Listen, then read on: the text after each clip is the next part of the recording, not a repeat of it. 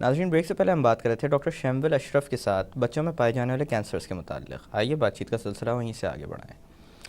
Doctor صاحب، بچوں کے اندر جیسے کینسر کی بات ہو رہی تھی اور آپ نے بتایا کافی حد تک یہ قابل علاج مرض جی ہے بچوں کے معاملے میں. بالکل. اسی مناسبت سے میں آپ سے یہ پوچھنا چاہوں گا کہ کینسر کے علاج میں سب سے زیادہ اہمیت دی جاتی ہے بروقت تشخیص کو. جی جی کس طرح کی علامات ہوتی ہیں جس کے ساتھ بچوں میں کینسرز واضح ہو سکتے ہیں؟ دیکھیے، علامات کا تعلق بہت حد تک کینسر کی قسم پہ ہوتا ہے اور اس کی سٹیج پہ ہوتا ہے. فار ایگزامپل، جو بچوں میں سب سے زیادہ کامن کینسر ہوتے ہیں وہ بلڈ کینسر ہوتا ہے. بلڈ کینسر کی جو علامات ہیں اس کے اندر ہے کہ ایک مستقل بخار کا رہنا، خون کی کمی ہو جانا، یعنی جلد کی رنگت کا پیلا پڑ جانا. اب خون کی کمی جب ہوتی ہے تو بچہ کمزور ہو جاتا ہے، تھک جاتا ہے، جلدی سانس پھولنے لگتی ہے کھیلنے میں. اسی طرح پلیٹلیٹس کی کمی ہو جاتی ہے جس کی وجہ سے جلد کے اندر نیچے جو ہے وہ دھبے پڑ جاتے ہیں، بلوئش اسپاٹس آ جاتے ہیں، یا پٹی کی آئی یا چھوٹے مچھر کے کاٹنے جیسے نشان بن جاتے ہیں. منہ سے یا ناک سے یا دانتوں سے خون آ سکتا ہے. اس کے علاوہ ہڈیوں میں درد کا رہنا، ویٹ لوز ہو جانا، طبیعت خراب ہو جانا. اب ایک چیز بڑی کلیئر پہ پہلے سے جو ہے نا تھوڑی سی وہ کر دوں کہ کینسر کی کوئی ایک مخصوص علامت نہیں ہوتی، تو اس لیے یہ تمام چیزیں بہت سارے بیماریوں میں ہو سکتی ہیں. لیکن اگر یہ سمٹمز برقرار رہتے ہیں اور ایک کامن جو چیز ہوتی ہے وہ آپ کا ایک کامن ڈاکٹر جو ہے وہ کامن ٹیسٹ کے ذریعے نہیں پتہ کر سک رہا ہے، تو یہ ضرور سوچنا چاہیے کہ خدا نخواستہ کوئی بری بیماری یا بڑی بیماری تو نہیں ہے اور اس کے ٹیسٹ کرا لینے چاہیے. دوسری جو بڑی کامن جو ہے وہ بچوں کے کینسر کی جو وہ ہے قسم ہے اس کو لمفوما کہتے ہیں، یعنی غدود کا کینسر ہوتا ہے. اب جو یہ سب سے زیادہ نمودار ہوتا ہے وہ گردن پہ ہوتا ہے، گلٹیاں. ٹھیک ہے، گردن میں گلٹیاں نمودار ہوتی ہیں. اب بچوں کے اندر گلٹیاں اتنی کامن ہیں کہ ضروری نہیں کہ ہر چھوٹی موٹی گلٹی جو ہے وہ کینسر کی ہو. چھوٹی چھوٹی گلٹیاں جو ہے وہ گلا خراب ہونے سے بھی ہو جاتی ہیں. لیکن اگر یہ گلٹی بڑھ رہی ہے، اس کا سائز نارمل سے زیادہ ہے، عام دواؤں سے ٹھیک نہیں ہو رہی ہے اور مستقل رہ رہی ہے، تو اس کو ضرور چیک کرا لینا چاہیے. اب بعض اوقات یہ سب سے زیادہ جو اس کی جو مکس ہوتا ہے یا ڈفرینشیل جو بنتی ہے وہ ٹی بی لیمفیڈینائٹس سے بنتی ہے، کہ ہمارے ملک میں ٹی بی بھی بہت کامن ہے. تو بہت سارے غدود جو ہوتے ہیں وہ گردن کی گلٹیوں پہ جو نمودار ہوتے ہیں وہ ٹی بی کے بھی ہو سکتے ہیں اور لمفوما کے بھی ہو سکتے ہیں. بہتر یہ ہوتا ہے کہ اس کو نکال کے ٹیسٹ کر لیا جائے اور اس کے بعد علاج کرایا جائے، کیونکہ اکثر بچے ہمارے پاس یہ آتے ہیں کہ ان کا 6 مہینہ ٹی بی کا علاج چل رہا ہوتا ہے اور بعد میں وہ ٹھیک نہیں ہو رہا ہوتا ہے، تو 6 مہینے کے بعد پھر اس کی بایوپسی ہوتی ہے اور اس کے بعد یہ پتہ چلتا ہے کہ یہ ٹی بی نہیں تھی، یہ تو ہاجکن لمفوما تھا. تیسری جو ہمارے پاس کامن جو ٹیومر ہے وہ برین ٹیومر ہے. اب برین ٹیومر کی مین علامت جو ہوتی ہے وہ ہیڈ ایک یعنی سر کا درد ہے، وامٹنگ ہے. اب سر کا درد اتنی کامن چیز ہوتی ہے کہ ضروری نہیں کہ ہر سر کا درد خدا نخواستہ برین ٹیومر ہو. لیکن اگر سر کا درد مستقل رہ رہا ہے، اگر سر کا درد جو ہے وہ قے اور متلی کے ساتھ ایسوسیٹڈ ہے، ٹھیک ہے، اور عام دواؤں سے ٹھیک نہیں ہو رہا ہے، تو ایک اسکین ضرور کرا لینا چاہیے تاکہ تسلی ہو جائے کہ خدا نخواستہ کوئی.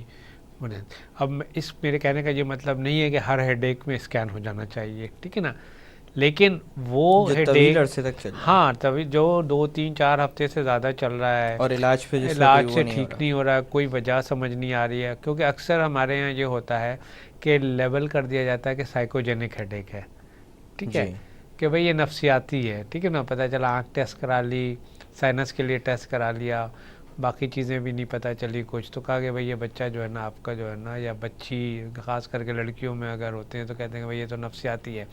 نہیں، ایسی بات نہیں ہے. جب تک اگر وہ ہیڈ ایک مستقل پرسیس کر رہا ہے اور کوئی وجہ اس کی نہیں اور سمجھ میں آ رہی ہے، اور خاص کر کے وامٹنگ کے ساتھ ہو رہا ہے یا چال میں کچھ گڑبڑ ہو رہی ہے، تھوڑا سا ڈس بیلنس ہو رہا ہے، تو کبھی کبھی جس طرح دورے پڑتے ہیں، ہاں دورے فٹس آ رہے ہیں، دورے پڑ رہے ہیں، آنکھوں کٹ کے اندر اندھیرا کبھی چھا جاتا ہے یا ڈبل نظر آ رہا ہے، تو یہ ساری علامات ہوتی ہیں کہ کوئی اسپیس اکوپائنگ لیجن ہے سر کے اندر جو کہ یہ پرابلم کر رہا ہے. تو اس لیے ایک اسکین ضرور کرانا چاہیے.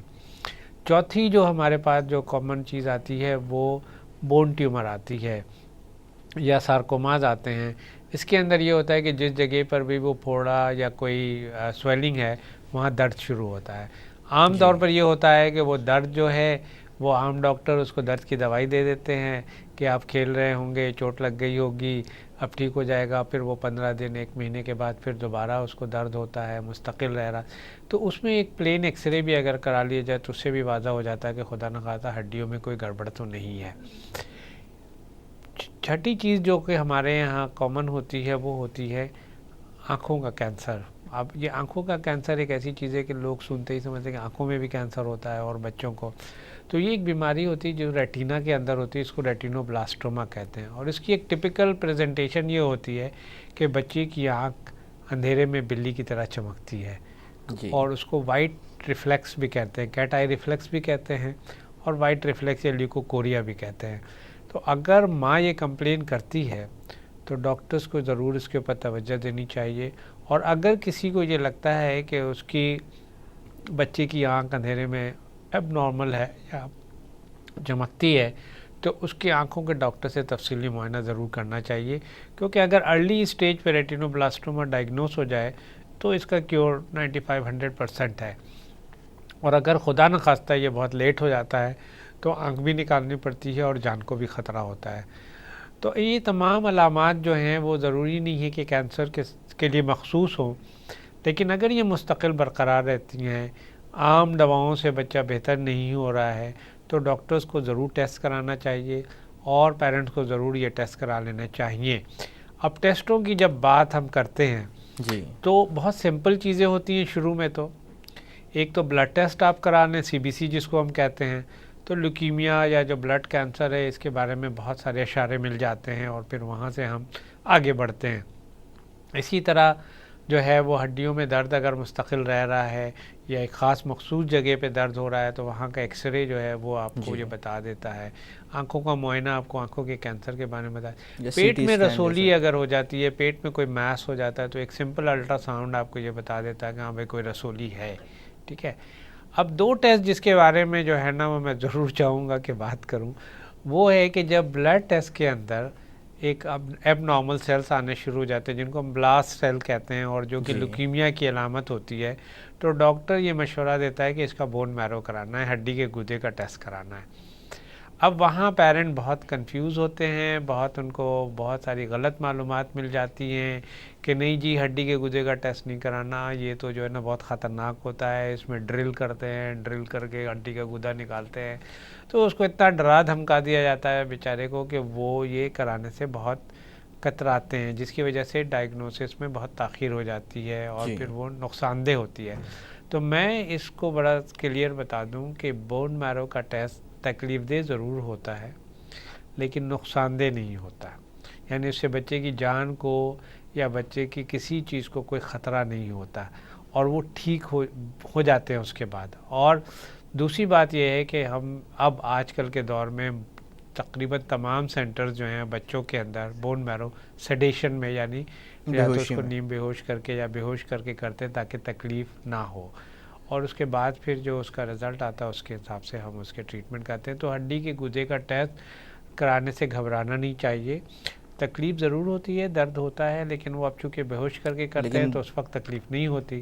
لیکن اگر نہ کرائیں تو تشخیص نہیں ہو سکتی، کیونکہ صرف جو ہے نا وہ ہمیں اس پر ہم علاج نہیں شروع کر سکتے کہ وہ بلڈ کے اندر ایب نارمل سیلز آ رہے ہیں. یعنی زندگی کو درد کے اوپر اہمیت دینی چاہیے. ہاں بالکل. دوسری چیز جو ہوتی ہے وہ جیسے گلٹی ہے یا کوئی کہیں پر سویلنگ ہے تو وہ جو ہے اس کے لیے بائیوپسی کے لیے ایڈوائز کیا جاتا ہے.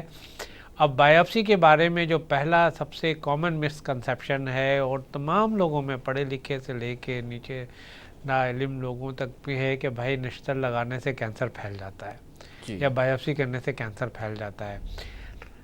بات یہ ہے کہ کسی بھی کینسر کا علاج اس وقت تک ممکن نہیں ہے جب تک اس کی صحیح تشخیص نہ ہو.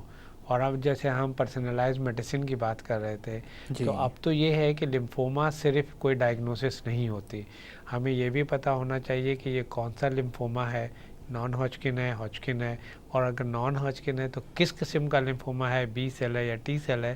تو اب اتنی اسپیسیفک ٹریٹمنٹ ہو گئی ہے ہر طرح کے کینسر کی کہ اس کی قسم اور اس کی سب قسم یعنی اس کی سب کلاسیفیکیشن بھی ہمارے لیے ضروری ہوتی ہے. جی تو وہ اس لیے بایوپسی کے بغیر نہیں آ سکتی. ہم جو ہے وہ صرف ایگزمپشنس پہ یا اشاروں پہ علاج نہیں کر سکتے. اس سے اس کی چانسز بہت کم ہوتے ہیں کہ وہ ٹھیک ہوگا, اور ہو سکتا ہے ہم غلط علاج کر رہے ہوں. جی اب رہ گئی بات کہ کیا واقعی نشتر لگنے سے کینسر پھیلتا ہے. دیکھیں کچھ کیسز میں ایسا ممکن ہے کہ اگر آپ بایوپسی کوئی کریں اور اس کے بعد علاج نہ کرائیں تو اس کے بڑھنے میں تیزی آ جائے گی, ٹھیک ہے. لیکن اگر آپ بایوپسی کرا کر علاج کرائیں گے تو ڈیفینیٹلی وہ کیور ہوگا, مطلب بہتر ہو جائے گا. جی اچھا, اور دوسری بات یہ کہ اگر آپ بایوپسی نہیں کراتے تو بھی کینسر تو بڑھے گا, اس کو تو آپ بڑھنے سے نہیں بالکل, روک اور سکتے. آخری حد یہی ہوتی ہے کہ کینسر پھیلنا شروع اور کر پھر دیتا ہے. پھیلنا شروع ہو جاتا ہے. تو اس لیے بایوپسی سے گھبرانا نہیں چاہیے, بایوپسی کر کے چھوڑ نہیں دینا چاہیے, ٹھیک ہے نا. بایوپسی کر کے علاج ضرور کرانا چاہیے, ٹھیک ہے نا. جی تو اس لیے اگر آپ بایوپسی کر کے علاج کراتے ہیں تو یہ بچے کے حق میں اور یا ایون فار اڈلٹ یہ بہت بہتر ہے. اور اگر آپ بایوپسی نہیں کراتے تو آپ تاخیر میں مطلب علاج میں تاخیر کر رہے ہیں, ڈائگنوسس میں تاخیر کر رہے ہیں. اس کا جو ہے نقصان بایوپسی کرانے سے کہیں زیادہ ہے. تو بالکل, یہ دو تین چیزیں جو ہے نا وہ بہت ضروری ہیں ٹیسٹوں کے لوگوں معاملے کو میں ان سمجھنا. چیزوں کو ٹیسٹوں مد کے نظر بارے میں ضرور رکھنا یہ چاہیے. مسکنسیپشن دور ہونے چاہیے. انفارچونیٹلی ابھی بھی یہ بہت کامن ہے, ابھی بھی ہمیں بعض اوقات بہت سارا ٹائم لگانا پڑتا ہے بلکہ نہ پیشنٹ صرف کو. ہمارے یہاں بلکہ مغرب میں بھی یہ کانسیپٹ پایا جاتا ہے کہ کینسر کو اگر آپ چھیڑیں گے تو اس میں انفیکشن ہو جائے گا. لیکن میرے خیال سے دونوں جگہوں پر ہی یہ جو کانسیپٹ پایا جاتا ہے بایوپسی کے معاملے میں بہت غلط ہے اور علاج میں بہت بڑی رکاوٹ بنتا ہے. نہیں, اب الحمدللہ چیزیں بہتر ہو رہی ہیں, لوگوں کی سمجھ میں یہ بات آ رہی ہے کہ نہیں علاج کرانا. بہت سارے پیرنٹس بالکل جی کرا لیتے ہیں. ڈاکٹر صاحب یہاں پہ تھوڑی دیر کے لیے باتوں کا سلسلہ روکتے ہیں. ناظرین وقت ہو ایک چھوٹی سی کمرشل بریک کا. بریک سے واپس آ کر بچوں کے کینسرز کے متعلق مزید بات کی جائے گی. Keep watching the health show.